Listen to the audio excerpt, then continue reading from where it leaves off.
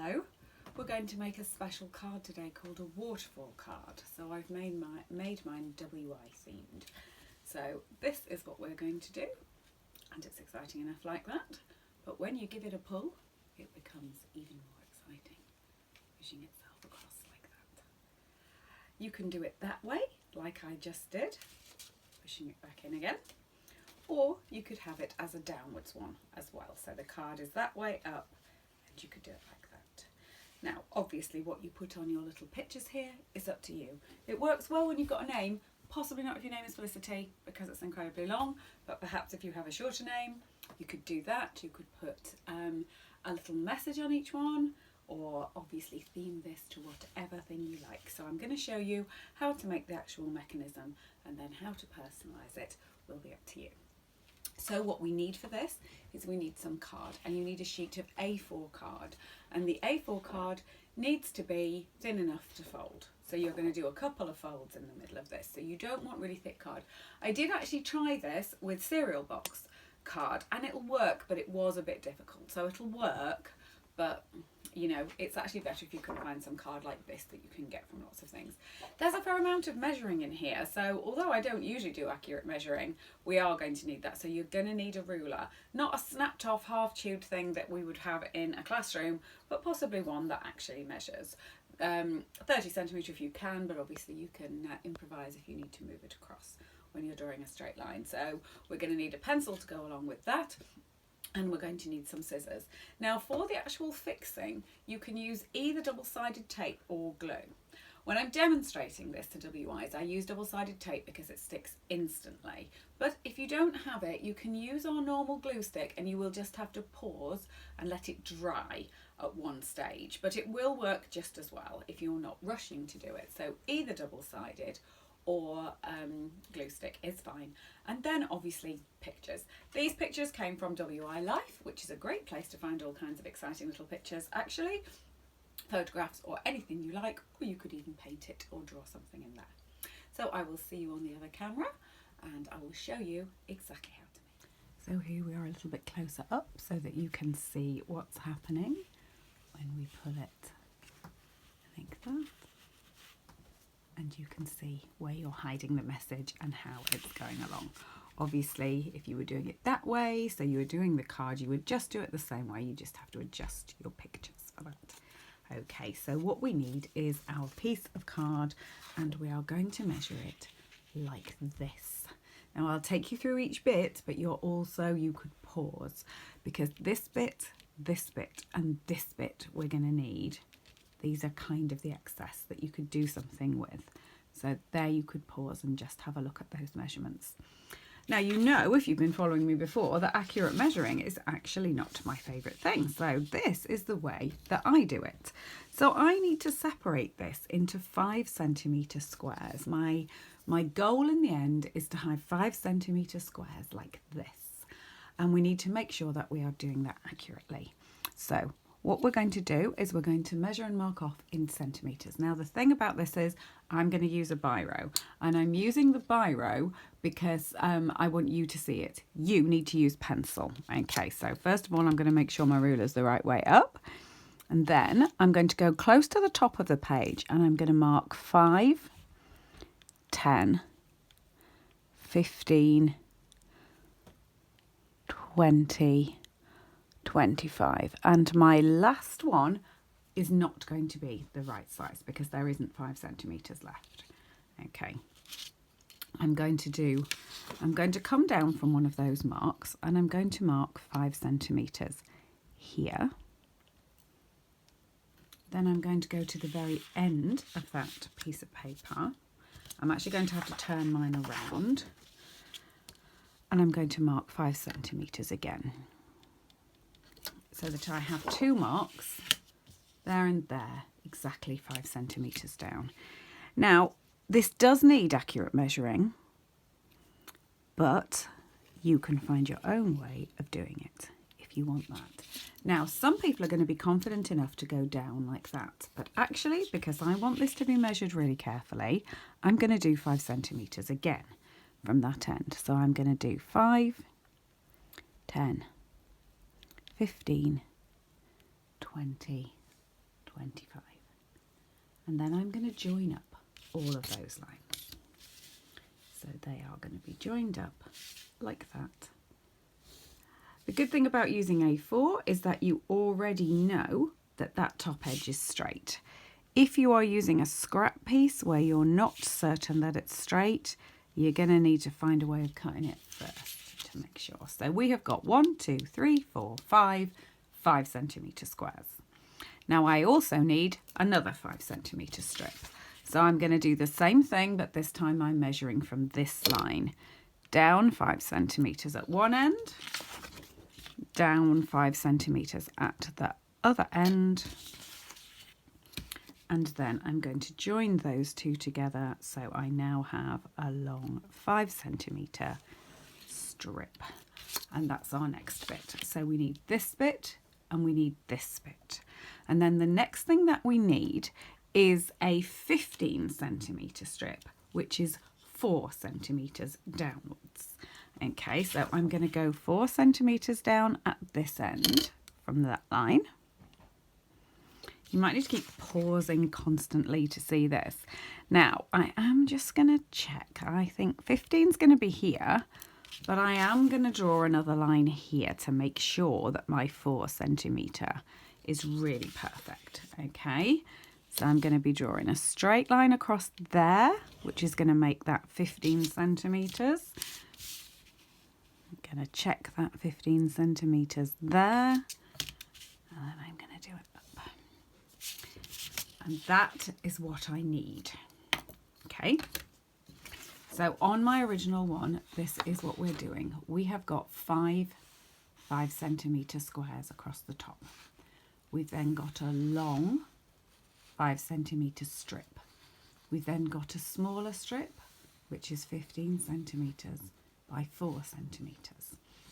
Now the reason I've drawn that line down is because you can use that as an optional backing, which I'll show you at the end, but we don't need that bit or that bit, but it's worth keeping them in case you make a mistake. So the first thing we're going to do is cut off this strip and cut off the 5 centimetre squares. So you're going to end up with the 5 centimetre squares, okay, like this. Now I know there's only 4 of these. That's because I've got a demonstration one where I've already stuck one of them on, but we're going to do that first. So we're going to cut off the strip at the top, and we're going to have those, and then we're going to cut off the strip at the bottom. So cut out your 5 centimetre squares and put them on one side, and then get your strip and put it down like this. We're then going to do some more measuring. We're going to come along here and we're going to measure 5 centimetres again and draw a line. We're then going to do 1, 2, 3, 4 1 centimetre strips and make them go downwards like that.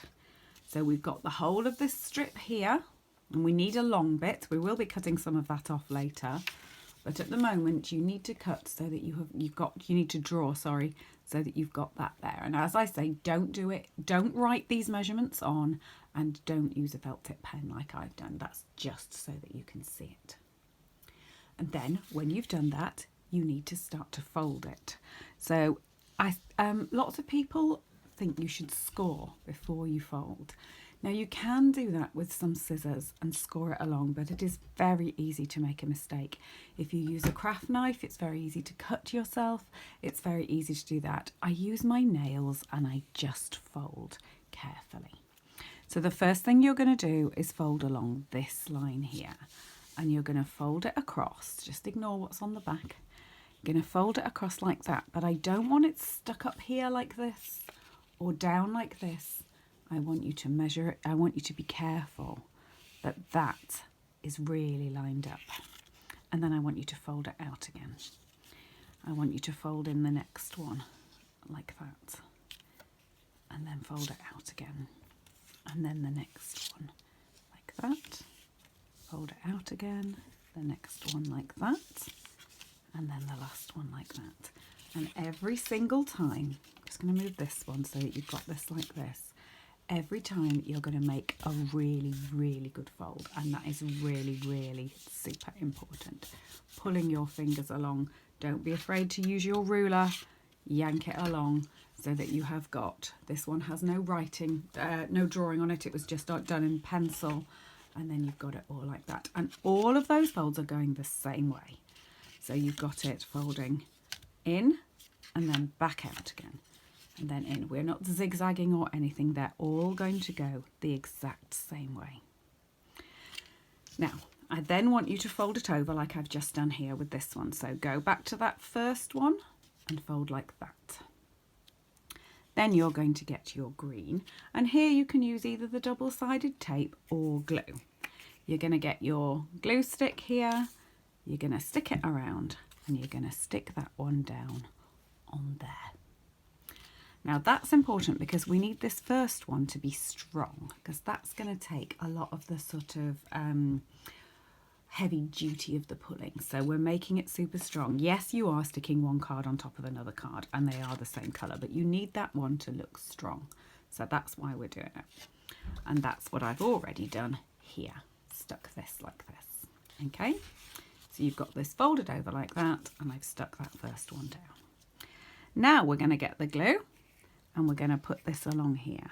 Now this is important because I only want the glue going in that 1 centimetre bit there. I know you can see green on there and you won't be able to see that on yours. I'm changing colour so that you can see where I'm doing it, but it's absolutely fine for yours to be the same colour. Carefully put that on there like that, and I want it to still be able to be open. Don't have all of that stuck down. You want it to look like this. And then you're going to do the next one and the next one. Now I'm just going to show you with the double-sided tape how to do it as well.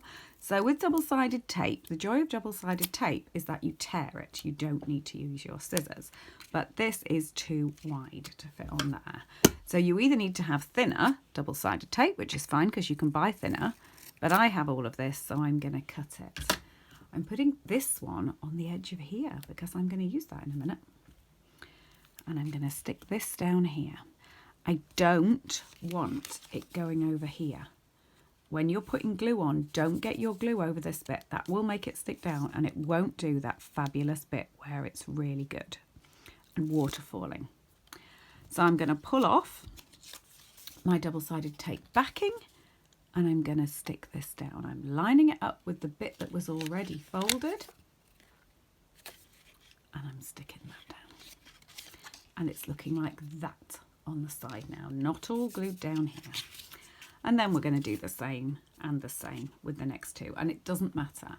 If you're using this kind of glue, you now need to pause a little bit because it won't be completely dry there for a little bit. You're going to have to wait for a moment for that. So I'm just going to do that like that, put that on, and then I would wait. If you're using double-sided tape, you can do it straight away. And if you're demonstrating like I normally do, then you're going to have to want to do that pretty quickly. So now we need our other piece. So the piece we have left now is our 15 centimetre by 4 centimetre strip, which we're going to cut off, and that will give us this. Now, we're going to put this one down, just straight like that. Ignore the fact that I've already folded that one, and put that one over. Now, I'm actually just going to swap to this blue one. I know it hasn't got them on, but you'll just be able to see it more easily when I'm using a different colour. So you're going to pop that on, and you're going to fold it like that and like that. Then you're going to create another little fold. I'm just going to show you by drawing on there that I want my folds to be like that. 2 little folds so that they're going there and creating a little sleeve, which if I pick it up, you can see looks like that, because I want this to move happily up and down.